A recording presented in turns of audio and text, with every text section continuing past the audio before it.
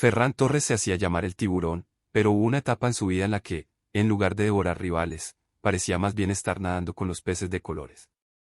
Su historia no trata solo de fútbol, sino de una verdad universal: la caída, el dolor de decepcionarse a uno mismo y el camino de regreso desde el abismo. Todos, alguna vez, nos enfrentamos a ese espejo que nos devuelve una imagen que no reconocemos. Ferran lo vivió cuando llegó al Barcelona con el cartel de estrella por 55 millones de euros. Pasó de ser la joya de Valencia y el niño que iluminaba Manchester, a convertirse en el hazmerreír de la prensa y las redes. Imagínate ser un chaval que creció soñando con jugar en Mestalla, que debutó en la liga con solo 17 años, siendo el primer futbolista nacido en el año 2000 en pisar los terrenos de juego profesionales. La grada coreaba su nombre. El futuro era suyo. Luego vino el salto a la Premier, a uno de los equipos más exigentes del mundo, el Manchester City. Y no defraudó. En la Champions, brilló con goles y personalidad. Fue el español más joven en anotar en 3 encuentros consecutivos de la máxima competición europea. Pep Guardiola le dio el dorsal 21, el que antes pertenecía a David Silva. Todo parecía destinado al éxito, hasta que el fútbol enseñó su lado más despiadado. El Barcelona, en plena crisis financiera, apostó por él con una inversión millonaria. Querían al nuevo David Villa. Pero las expectativas no se cumplieron. Las lesiones se acumularon. Los minutos en el campo se esfumaron. Su brillo se apagó. Su sonrisa desapareció. Se convirtió en blanco de burlas. Caí en un pozo sin fondo y no veía la salida, confesó más tarde. ¿Qué hace un tiburón cuando se olvida de cazar? Ferran respondió de la única forma que podía hacerlo un valiente: pidió ayuda. Recurrió a un psicólogo. Admitió que su problema no era físico, sino mental. En un entorno donde mostrar fragilidad es casi pecado, él eligió el coraje de enfrentar sus miedos. La reconstrucción no fue un evento, sino un proceso. Día tras día, entreno tras entreno, Ferran fue recuperando algo más valioso que los goles: la confianza. En un partido frente al Cádiz en febrero de 2023, empezó a recuperar su esencia. Los regates salían, las piernas respondían y su rostro, por fin, mostraba alegría. Era una versión más madura, más fuerte y más decidida.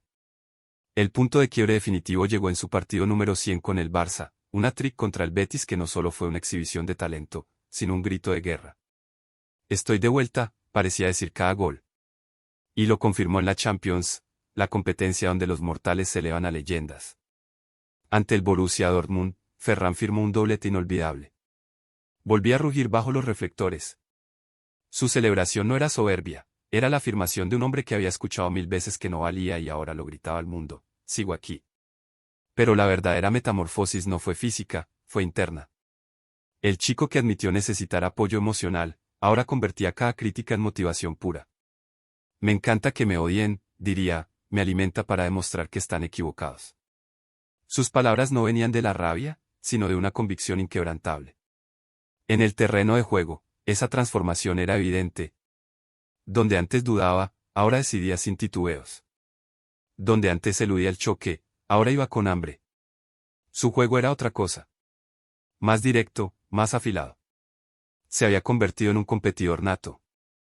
Y así como Ferran usó la crítica como gasolina, tú puedes sentir esa misma intensidad con Caliente.mx. Porque cada partido, cada aparición suya desde el banquillo, ahora es una historia de redención. Si alguna vez dudaste de él, ahora puedes verlo renacer en cada encuentro. Con solo 1000 pesos, puedes vivir esa pasión con la misma garra con la que él pelea por su lugar. Te regalo ese nuevo técnico del Barça, haya apostado por él. Porque vio algo más que técnica, vio carácter. Porque hay algo que no se entrena: la experiencia de haber caído y haberse levantado. Los jugadores que resurgieron del fondo son más peligrosos que los que nunca sufrieron. Ferran lo entendió. La presión, que antes lo hundía, ahora es su aliada.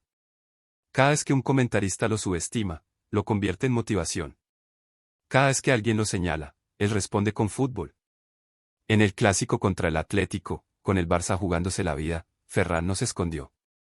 Marcó 2 goles que no solo fueron vitales, sino un nuevo capítulo en su resurrección. El tiburón no solo volvió a nadar, evolucionó. Empezó a sumar goles saliendo desde el banquillo, 5 en 5 partidos. Su impacto era inmediato. Había aceptado un rol que muchos desprecian, el de suplente determinante. Pero él lo convirtió en arte. como un asesino silencioso que espera su momento para golpear. Ya no pedía ser titular por su nombre o su precio. Quería ganarse el derecho por lo que hacía cada vez que pisaba el campo. Ese cambio mental fue clave. Ferran ya no era solo un jugador más. Era una solución táctica, un revulsivo emocional. Cuando el equipo necesitaba energía, él era la chispa. Cuando el partido se atascaba, él lo destrababa. Su simple pérdida de Ferran va más allá del deporte. Nos muestra una verdad cruda: todos caemos. Todos fallamos.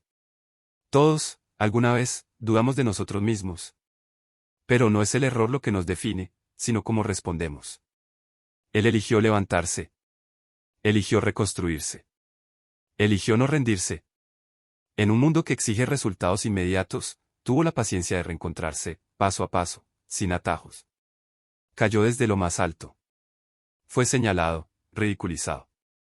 Y aún así, eligió seguir peleando.